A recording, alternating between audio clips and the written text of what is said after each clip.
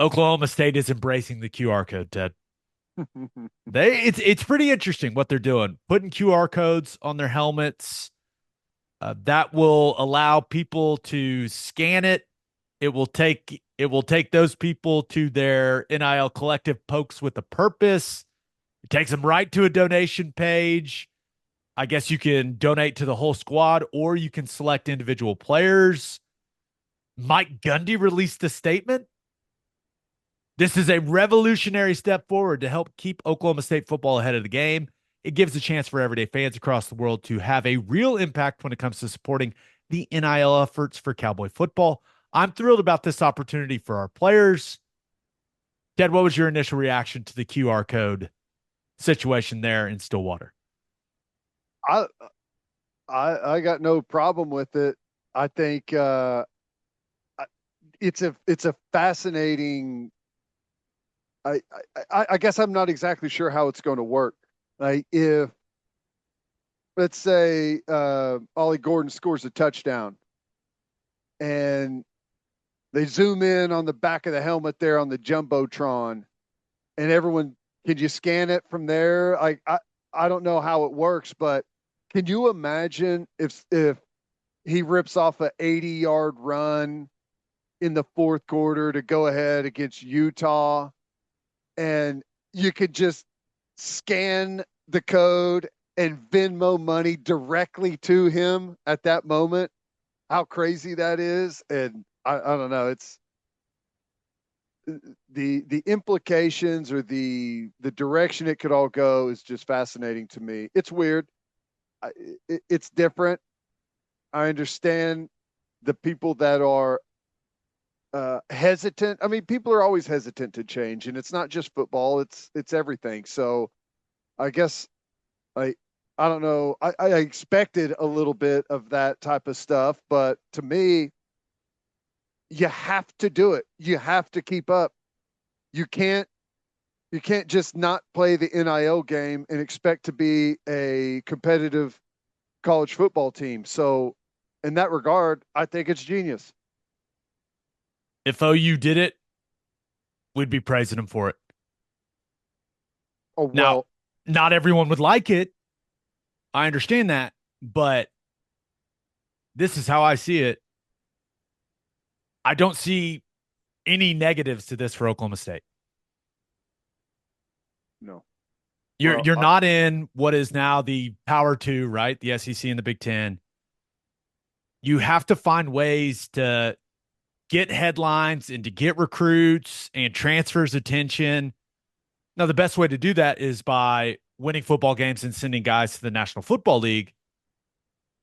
But the next thing on the list is doing creative stuff like this to get players' attention. And from what I understand, they're going to put that QR code on their Jumbotron.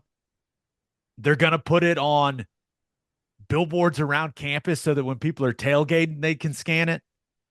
They're going to put it in restaurants and bars in Stillwater. They're going to put it all over social media. They're going to put it everywhere. So I think my only criticism is if you're going to do this, you got to fully embrace it. That QR code needs to be right on the front of the helmet.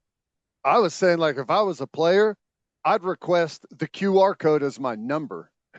just Yeah. just a big block QR code on my jersey. But No, you throw it yeah, on the front and let guys, like you score a touchdown. Ollie Gordon goes and puts his face up to the television camera so everyone at home, pay me. pay me, baby. I I understand that some people don't like what college football has become. I get that. But it is what it is. We're here. I think this is smart from Oklahoma State. Well, here's the thing.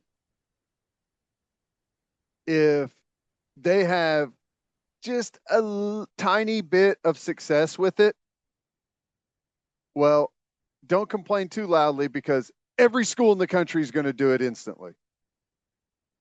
If if they get $100,000 or $50,000 or whatever that number is pumped into the NIL fund just from the QR codes on game day, well, surprise, surprise, every team in college football is doing QR codes on their helmets in week 2 of the season. Right? I mean, it's if it's successful, everyone else is going to do it too. No doubt. And I'm really interested to see. I don't know if they're going to report any of the numbers, maybe like on a game by game basis. I don't know if you want to put, you probably don't want to put individual guys' numbers out there like that, but I'm really interested to see how it works out for them. Why not? Okay, let me ask you a question. I mean, I And this is wouldn't mind it, but it's a different avenue. Is it just like the built-in college football mindset of we can't pay the players, we can't talk about paying the players, we've never been like, is that why everything is still like you can't get anyone to even, it's like as soon as you bring it up, everyone goes into like filter mode. it's so strange because with the NFL, everyone knows exactly how much these guys make. Yeah. How much they make, how much they get fined. That's $15,000 fine, $25,000 fine, hitting the quarterback in the helmet like that. It, And if I was Oklahoma State, and once again, if you're Mike Gundy in that staff, you're trying to have all the ammunition you can have to convince guys to come play football in Stillwater. If you can show them an Olive Gordon run as a highlight and then say he got $20,000 for this one play in our stadium.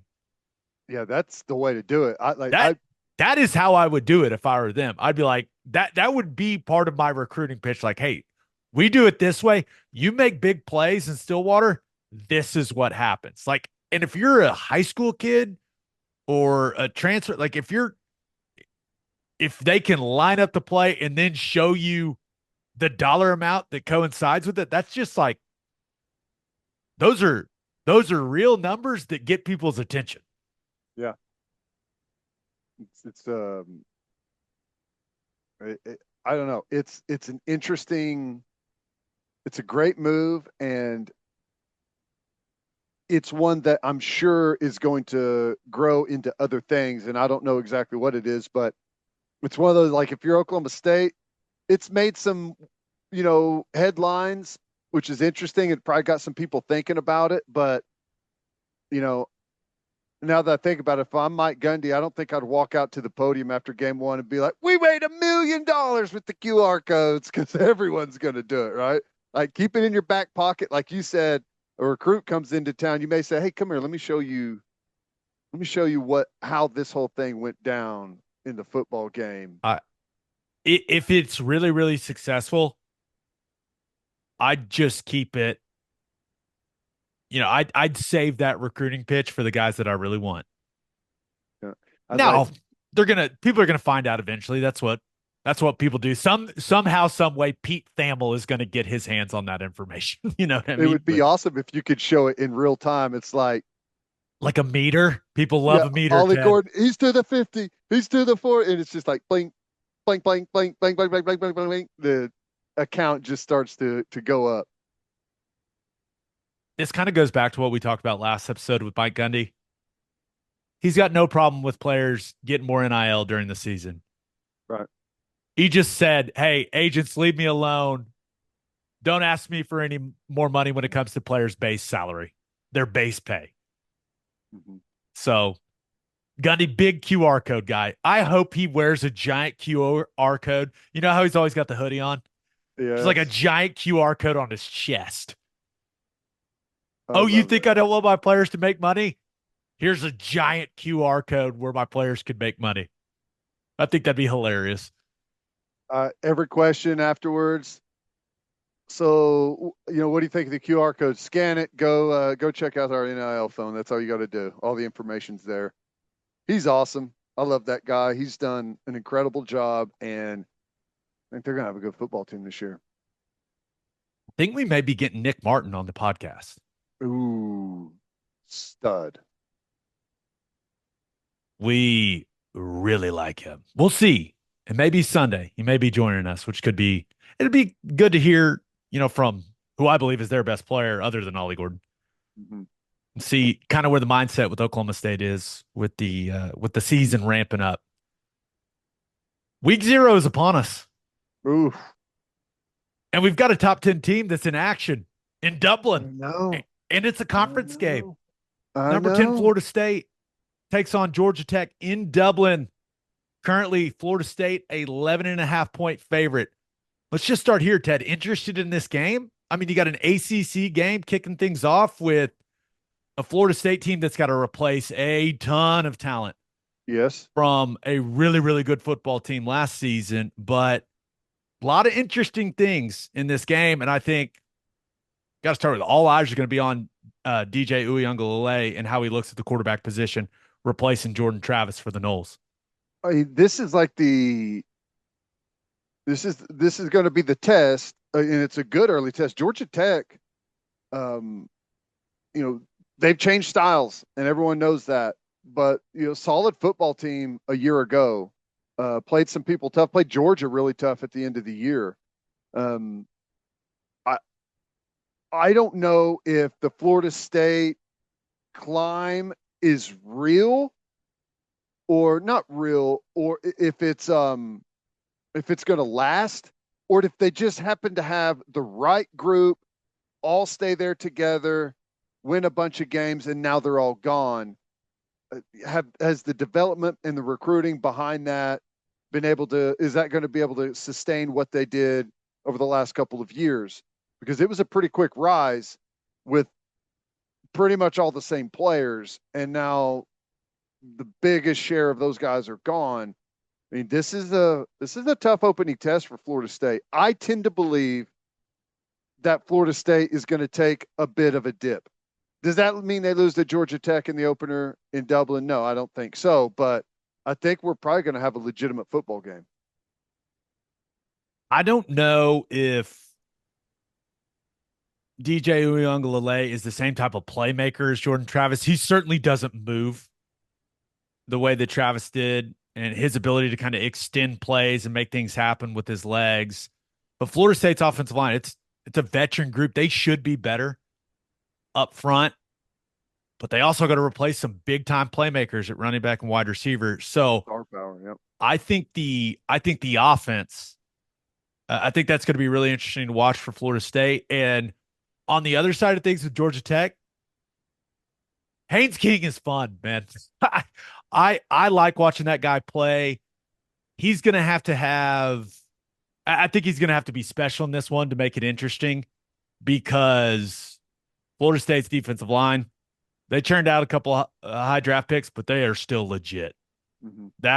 That's one of the better groups in the country up front, and I think their staff's feeling really, really good about where they're at as a defensive line. But Haynes King is a mobile guy. He's not scared to take some risks pushing it down the field. Like I'm excited to watch Haynes King play football this weekend.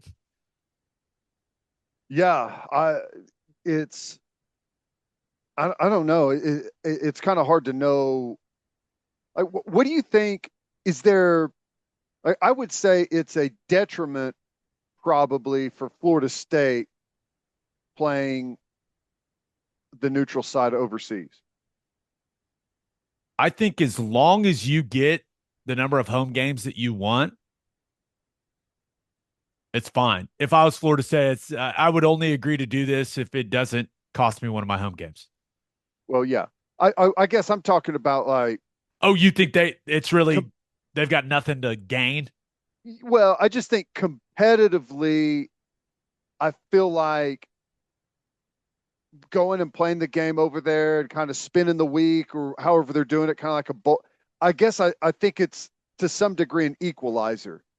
What could possibly go wrong taking a bunch of 18 to 22-year-olds to a city where there's a pub about every 100 feet? Lots, lots. And It's I team don't know, bonding, Ted. Come on. the the footing at times can be a bad situation because it's different sport and the footing requires, different field. And I'm sure they're on top of that and getting all that done. But, we've seen in the past when you can have some stuff be a factor like that. I don't know. maybe Florida State rolls up with a better, deeper roster like they should, and goes out and dominates the football game. Like that would be the logical way that this thing unfolds. But if Haynes King starts rolling around, making a couple of things happen, you're in a weird place. Like you're not in a home crowd. You don't have a bunch of fans there. Like I don't know how people are going to travel. So I don't know. It has what could potentially be an exciting game. Georgia Tech coming off an encouraging year Mm-hmm. with Brent Key as the head coach. Got to be better defensively, but the ACC overall, Ted, it feels like it's gonna be really fun this season. Mm-hmm. You got Florida State, Clemson, obviously still in the mix. People are either really high or low on Miami. You've got NC State, Virginia Tech have some serious offseason buzz. Louisville, they played for the title. They played for the Yeah. ACC title last year. So I don't know. It feels like we're all focused on the Big Ten and the SEC, and there's a lot of discussion about how competitive the Big 12 could be. But I think the ACC, like the top of the ACC, I think it's going to be really competitive and really fun.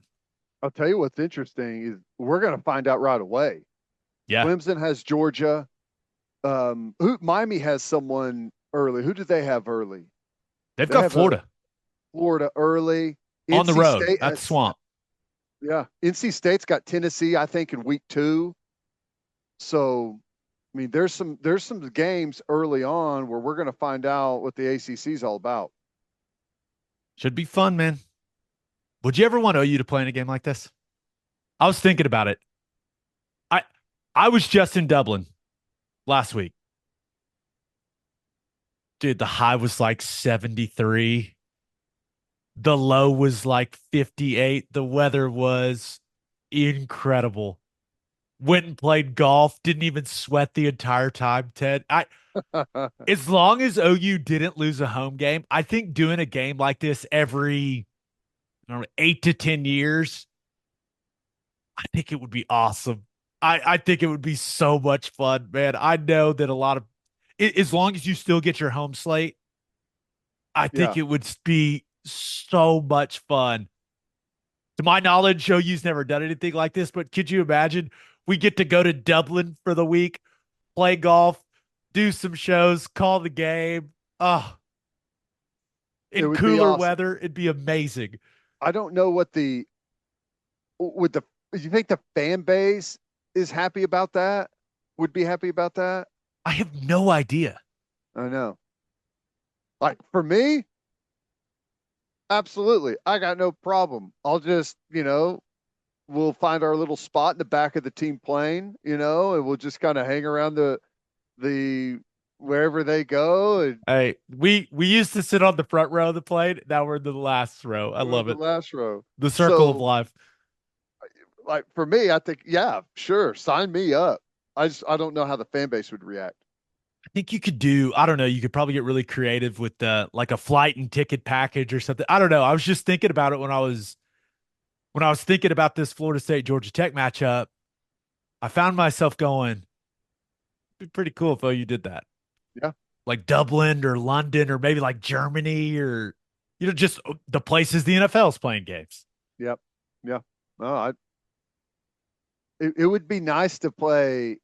I mean, if you're right now, you're Florida State and you're Georgia Tech and you're playing over there and it's going to be 70 degrees and cool by kickoff time compared to playing in just a scorcher swamp down in Tallahassee or in Georgia. I'm sure they're like, this is awesome.